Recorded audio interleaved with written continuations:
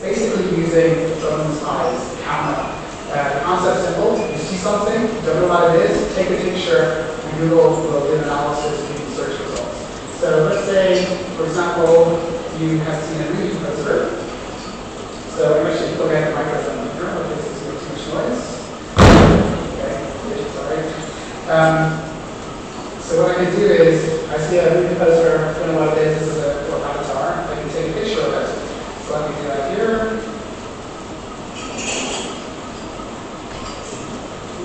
So taking a picture, and I scan the picture, sending the information to Google Drive, which does an analysis, and there you can see it's recognized a couple of things. It's recognized the fact that there's a people avatar, it's recognized actual text, and it's also recognized there's a music track from James Horner. If I click on avatar, I can get search results. So you can see it recognized it, I have like IMDb ratings, etc.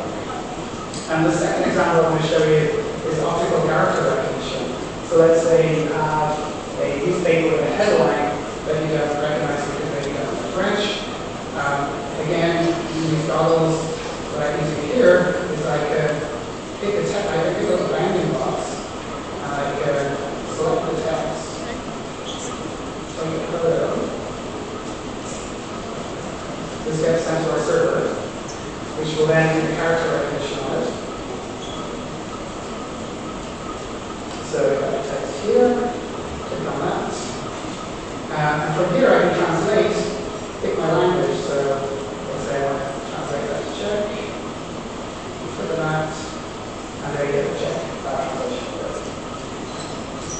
Okay, the third demo I'm going to show you is you've already seen it on desktop, but I want to show you Street View on mobile.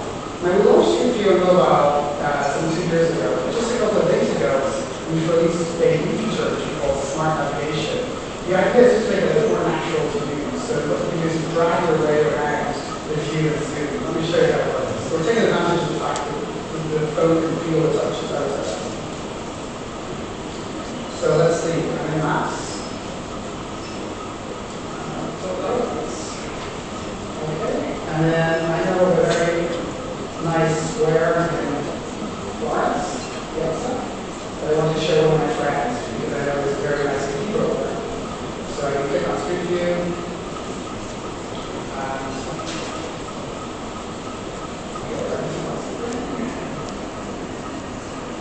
So I can click on Street View. I can very naturally pan my way around. And the new feature that we launched, the Smart Navigation feature, means that I can just drag the peg map here. I literally just drag in to wherever I want to zoom to. And then what we do is we use a 3D depth map to animate the transition. So I want to go around to see the cathedral, I can just keep zooming as I get up further and further. Zoom right in. Here we go. And then, as I get closer, maybe I'm pressing the door, I just go tap on the door. It's a very natural touch to it. The second thing I want to show you is, using another sensor. This feature has been out for a while. Not everybody's aware of it. The phone, of course, has a compass built in. So that it can actually detect where you are. So you get almost a virtual reality effect. So hopefully I can show you this. So we have the camera here.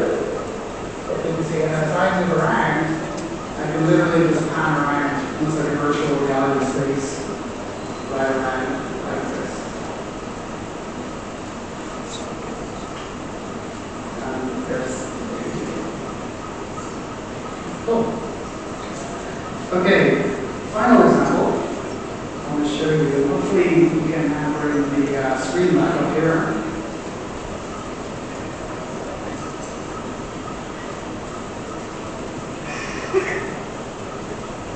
Okay, so the feature, while I'm waiting for this screen to appear, I'm going to talk about something that we call phone to phone. And if you think about it, with this rapid evolution of smartphones, we find ourselves living our daily lives in almost 2 computing environments, one on the desktop and one on mobile. And it's amazing that the 2 environments have remained almost totally disconnected. It's very hard to share information from the desktop to mobile and vice versa.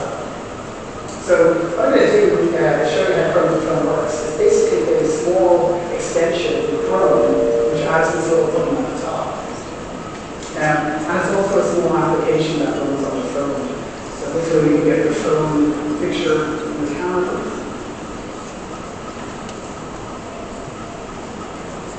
Okay, so you got those. So let's say you're reading a very interesting article on New York Times, you're late for an appointment, and you want to go, but you want to keep reading it on the go. So normally all you have to do is go to your phone, type in the web address, so you're okay. When you go to the phone, you just simply press on the button, then boom, it's transferred to the phone will now load the New York Times article like that. So what's happened here is that we're using something that we launched in the latest version of Android 2.2 called prior to device messaging. It's a low latency, super fast protocol that allows push information to the phone. Now, Chrome to phone is smart enough to know the type of application you're looking at. So if I'm looking at a YouTube link, it will launch the YouTube application.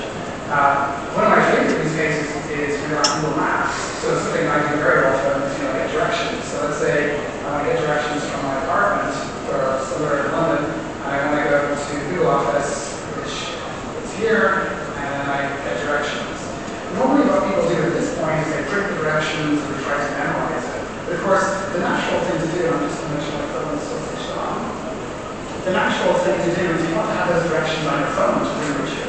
So again, all I have to do is press the Chrome phone button, the information gets sent to the phone recognizes, oh, this is a map, and then launches the Maps app. And from here, I can look at the directions shown on the map, navigate my way. The final example, I think this is my favorite one, and I think you like it too. Many people use Google as a hangout of agents. So you're searching for a business to get the phone number so you can call it. So let's say I'm looking for Selfridges in the UK, which is a big department store. And you'll see immediately the phone number appears here. Now what's really strange is at this point, what you do, you take your phone and you manually transcribe the numbers and make sure you don't make a mistake. This is crazy. It's crazy because the phone's connected to the cloud, the laptop's connected to the cloud, they can just talk to each other. It should be pure physics, right? Why don't you biology? And so all I have to do is click on this button here, we send the number to the phone recognizes it's a number, launches the dialer, I can still compile straight away. Okay, so let's first scan the demo. I'm actually going to launch Chrome to phone a little bit later on for the Czech language. So you can see in the corner of my laptop, that's what I'm doing.